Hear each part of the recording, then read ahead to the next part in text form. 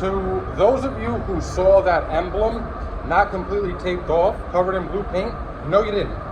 I know some of you guys are probably wondering, well, how can you go slower and slower and slower and not get any runs? It's something that I'm doing during the application. See if you pick up on what it is.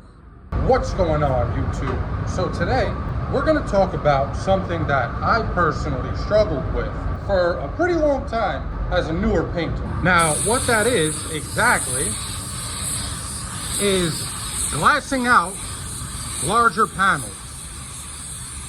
Specifically hoods, but also doors.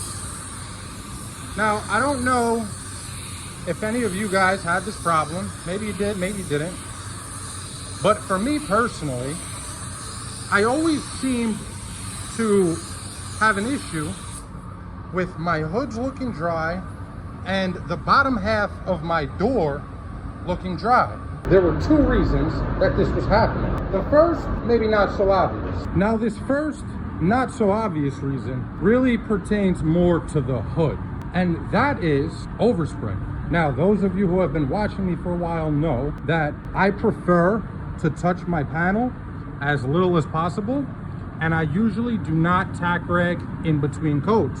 However, on a hood or a panel that sits horizontally and has no other option but to accept all the overspray, I choose to tack it off for that reason right there. Look at all that overspray. All that dry overspray is going to mess with your finish. So what I do on my hoods is I tack rag after every single coat.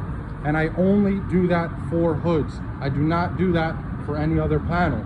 I will, on occasion, do it for a door, but only when I'm doing my blends. So when I'm spraying dry spray across the whole panel, at most what I'll do is I'll tack at the edge here.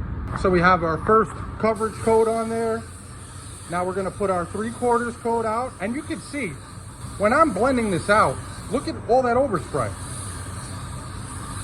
That it's not staying wet as it travels across the hood. It's probably drying about halfway. Right here where you see it already starting to dry, beyond this midpoint line, this is all dry spray now. And we don't want to let that sit on the hood because that is 100% going to mess with your finish, and it'll make it look rough, and it'll make it much more difficult for you to glass this panel out. Now we'll throw our second coverage coat on our door. Usually my coverage coats are about 3/4 wet. So you saw my first coat was extremely wet. And then after that, I put a coat on just like that. Usually this one I could go out a little further. This color generally covers very good. There are some blues that do not cover good.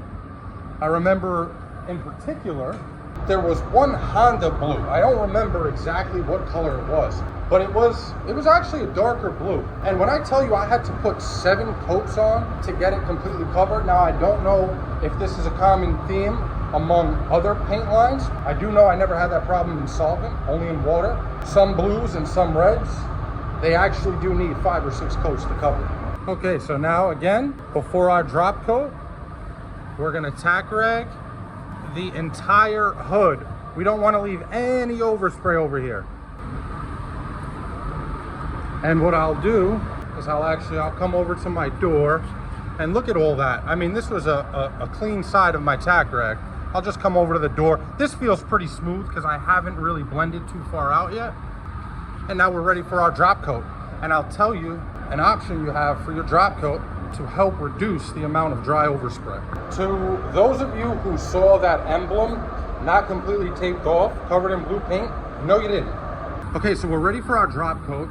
Now what I did was I added our clear additive to the color, which is essentially our wet bed material. It's T490 and EnviroBase. This is designed to help the material stay wetter for longer. Another option you have is you can slightly over reduce your material. The more you reduce your material, the wetter it's going to stay for longer. Both will help the material stay wet as it travels all the way across that panel, which is obviously going to help reduce the amount of dry overspray that will ultimately mess with the finish of your clear coat.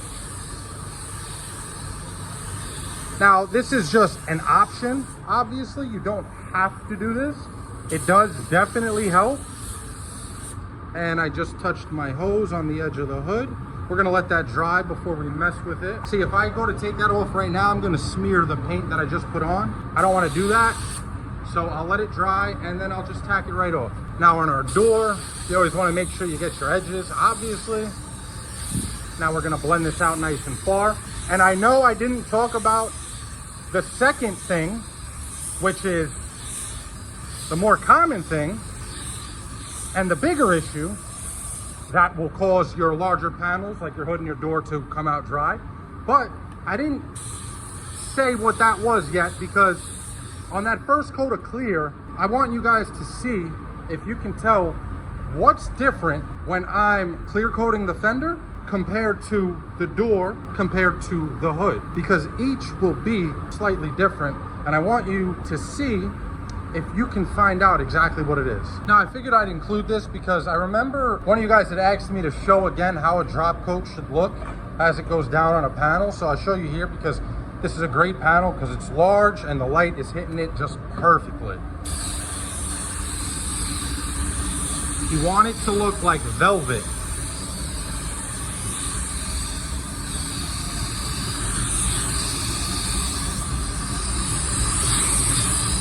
Oh, ran out of paint, I think. Yep.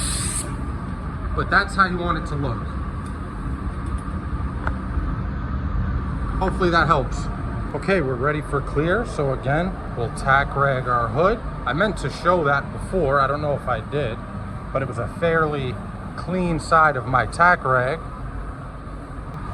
But with that wet bed, we probably won't be picking up, well, we definitely did pick up quite a bit. I'm gonna go ahead and go over that again.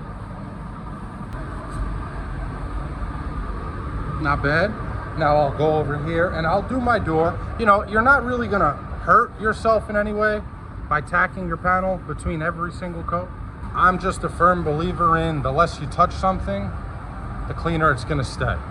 All right, so we have EC 530 in the gun, fan fluid wide open. I'm gonna be shooting this first coat at about 24 PSI. I want you guys to pay close attention to how I clear this panel compared to the door, and then both of those panels compared to how I spray the hood. All right, I got you guys on my neck mount. Let me know how you like the angle, the audio, all that. 24 PSI. First, let's get all our edges. This actually feels like more than 24, so I'm gonna go down to 22. I notice sometimes this regulator on the DV1 reads a little funny. I'm sorry, sometimes it reads low. I think right now that's what it's doing. So I'm gonna go ahead and shoot this one at 19. And my next coat I lower it down.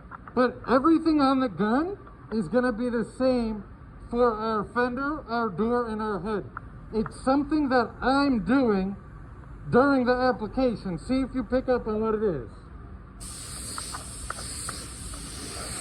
Also, I guess this would be a good time to give you guys an update on the giveaway. So we sold all our shirts. So there are officially no more PRD shirts for sale. And we will be picking our winner out of the 50 entries this week. And if not this weekend, then during next week, I will make a video how I pick the winner, packaging everything up, throwing the gun in with the winners, and shipping it all out. That will be a completely separate video. We won't be painting or anything like that in that video. It'll just be strictly a giveaway video. Now see if you can pick up what it is that's different here. And if you can't pick it up here, you'll probably pick it up a little easier on the hood.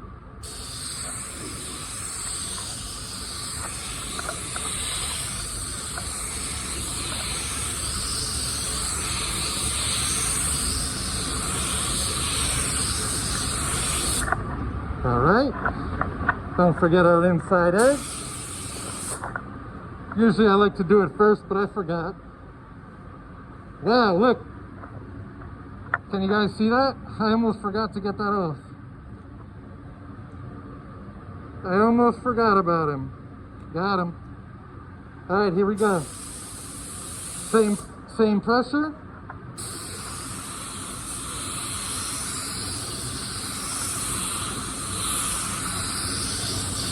Now, if you think about it, there's only two things that I could be doing differently. If you know what they are, drop it down in the comments right now. If you know exactly what it is that I'm doing differently, drop it down in the comments right now. By the way, I know some people wanted to see me use this EC530 properly reduced, and that is what I'm doing right now.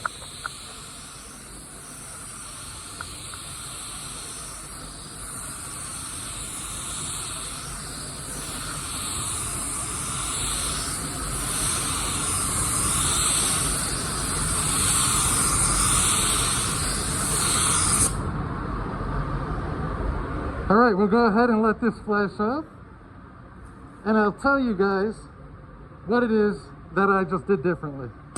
Now, if my gun setup was exactly the same, then there's only two things that I could have done differently, and that is adjust the speed at which I move and the distance that my gun is at. Now, while it will help to move your gun closer to the panel, it's not necessary, because then you run into the possibility of smearing the paint by getting too close, which is not the end of the world.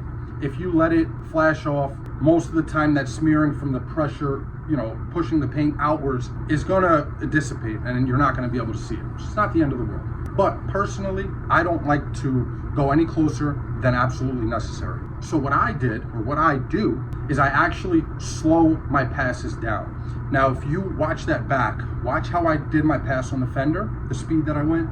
Watch the speed I went on the door, which was even slower than the fender. And then watch the speed I went on the hood, which was even slower than the door, which was slower than the fender. And now, on the second pass, it's gonna be even more exaggerated, mostly on the hood, because the hood is laying horizontal. Obviously, we don't have to worry about runs. Now, I'm not saying you can't get a run. You absolutely can. Most of the time on a hood, you'll get it on the edge of the hood.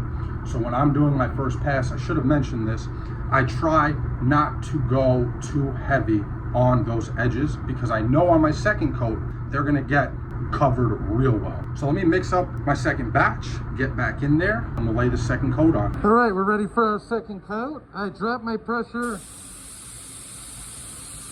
to 17 PSI because, again, I'm pretty sure the gun is reading lower than the actual pressure right now. And you'll see, even here, I slow my passes down.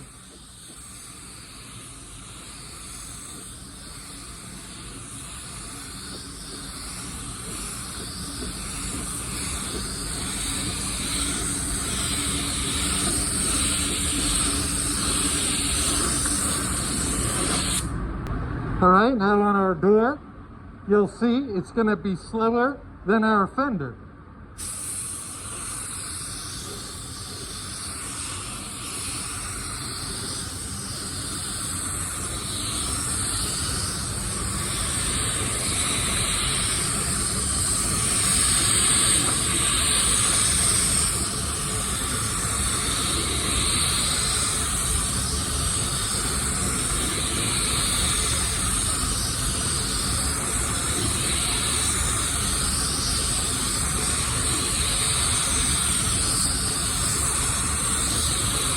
And you want to keep that speed consistent all the way throughout the door, top to bottom.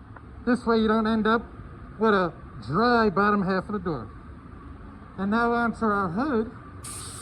You're gonna see my passes are even slower than they were on the door. Nice and slow. You can really lay it on a hood without having to worry about getting any wrong. So you always want to take advantage of that.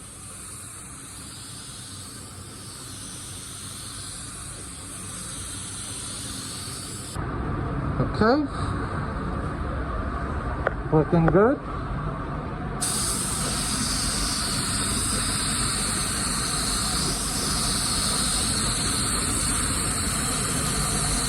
And you can see I'm even going pretty heavy with the overlap.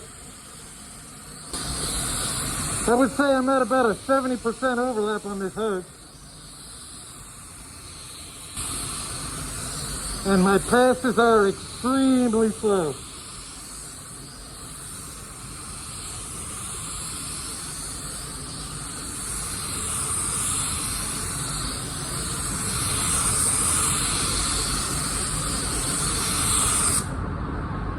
That's it. We'll let this all flash off, and then I'll show you guys the finished results. Okay, here's our finished result. It's been about 10 minutes. I still have to bake everything, but you can clearly see there's no issues with our clear coat looking dry, even on our larger panels. Everything came out beautiful. This clear is amazing. It's the best clear I've ever used. One thing I should have mentioned earlier in the video, I know some of you guys are probably wondering, well, how can you go slower and slower and slower and not get any runs? Well, it all has to do with letting your material flash off properly. Now, if you let everything flash off properly, essentially what you're doing with that first coat of clear is you're allowing it to tack up and dry slightly. This way, that next coat of clear you put on, when you hammer it on like I did on the hood and the door, that first coat holds on to it so it doesn't run. If I tried to go as slow as I did on my second coat, on the first coat, then we would have got into trouble, which is why I always stress to you guys, never go for perfection on your first coat. You don't have to, you don't need to, and you're only gonna get in trouble if you try to. Anyway, that's gonna be it for this one, guys.